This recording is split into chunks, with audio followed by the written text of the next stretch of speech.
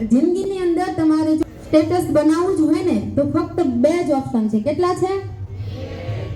2 જ ઓપ્શન છે. હવે અહીંયા 1 વે નથી 2 વે છે. હું પણ બોલીશ ને તમારે પણ બોલવાનું છે. કાં તો ગમતું કરો, બોલો, કાં તો ગમતું કરો, કાં તો કામને ગમતું કરો,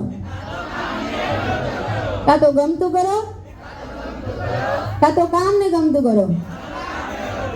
તમારે ભણવું હોય તોય ભણવાનું છે, તમારે ન ભણવું હોય તોય ભણવાનું છે, તમારે વાંચવું હોય તોય વાંચવાનું છે, તમારે ન વાંચવું હોય તોય વાંચવાનું છે. તો મિત્રો, દિલથી આપણે વાંચી લેવું જોઈએ કે નહીં? યસ યા નો?